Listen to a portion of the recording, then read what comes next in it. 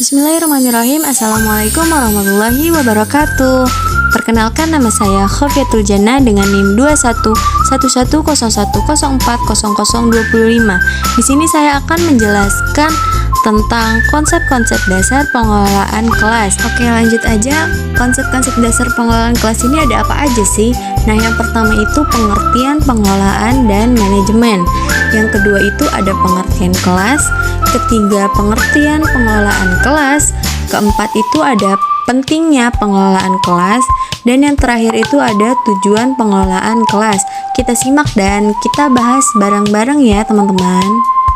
Oke, langsung aja. Yang pertama itu pengertian pengelolaan dan manajemen. Nah, dari kata pengelolaan ini adalah suatu rangkaian pekerjaan atau usaha yang dilakukan oleh sekelompok orang untuk mencapai tujuan tertentu. Nah, menurut Mary Parker Follett ialah pengelolaan adalah proses dalam menyelesaikan sesuatu yang terkait dengan pencapaian tujuan. Nah, sedangkan manajemen ini proses di mana seseorang dapat mengatur segala sesuatu yang dilakukan oleh individu maupun kelompok. Nah, kalau menurut Hersey dan Blackhead yang saya ambil itu ialah manajemen adalah proses bekerja sama antara individu dan kelompok beserta sumber daya lainnya dalam mencapai tujuan organisasi. Yang kedua ialah pengertian kelas. Kelas dalam pembelajaran adalah ruang fisik di mana proses belajar mengajar secara langsung. Nah, definisi menurut Anissa Fadilah ialah kelas juga dapat diartikan sebagai alat komunikasi yang digunakan untuk menyampaikan pesan atau informasi dalam proses pembelajaran. Nah, perspektif dari Sudarsana adalah keterampilan guru untuk menciptakan kondisi belajar yang optimal dan mempertahankannya serta mengembalikannya jika terjadi gangguan dalam proses belajar mengajar. Nah, kalau menurut dari Wina Sanjaya, kelompok orang yang melakukan kegiatan belajar bersama sesuai dengan tujuan yang telah ditetapkan. Nah, kalau menurut Jamarah, kelompok orang yang belajar bersama dan menerima pembelajaran dari guru. Nah, yang ketiga ini ada pengertian pengelolaan kelas. Upaya guru dalam menciptakan, mempertahankan, dan mengembangkan motivasi belajar untuk mencapai tujuan. Nah, sedangkan definisi menurut Usman ini apa sih pengelolaan kelas? Nah, pengelolaan kelas yang efektif merupakan persyaratan mutlak yang terjadi dalam proses belajar mengajar yang efektif.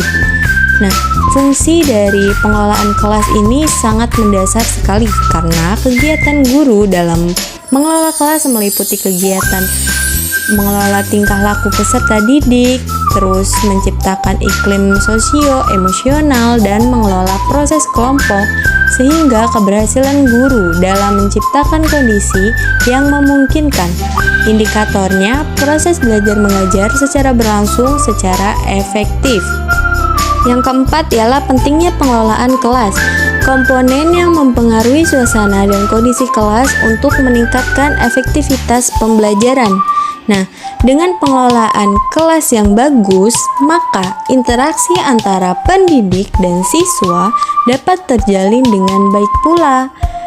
Kita menyadari bahwa ruang belajar atau kelas adalah tempat para pendidik dan siswa bertemu dan berproses bersama di dalamnya. Apabila kondisi kelas bersih, rapih, dan sejuk, maka pembelajaran dalam kelas akan menyenangkan dan tidak cepat merasa bosan ketika belajar.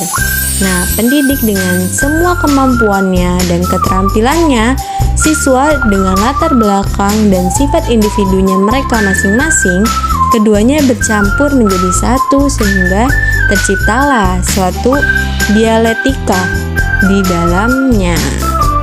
Oke, yang terakhir ini ada tujuan pengelolaan kelas. Nah, fasilitas kegiatan belajar siswa dan penyediaan lingkungan yang kondusif. Nah, tujuan secara umum ialah penyediaan fasilitas bagi bermacam-macam kegiatan belajar peserta didik dalam lingkungan sosial, emosional, dan intelektual dalam kelas. Nah, ada 3 pokok tujuan nih dalam pengelolaan lingkungan belajar. Yang pertama itu mewujudkan situasi dan kondisi kelas, baik sebagai lingkungan belajar maupun sebagai kelompok belajar yang memungkinkan peserta didik untuk mengembangkan kemampuannya semaksimal mungkin. Nah, yang kedua ini ada menghilangkan berbagai hambatan yang berada di lingkungan belajar yang dapat menghalangi proses interaksi dalam belajar mengajar.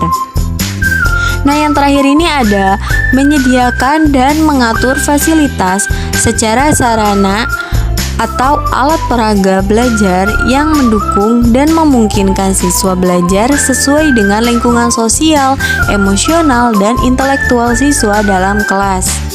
Nah, di sini ada indikator keberhasilan pengelolaan kelas menurut Suharsimi Arikunto.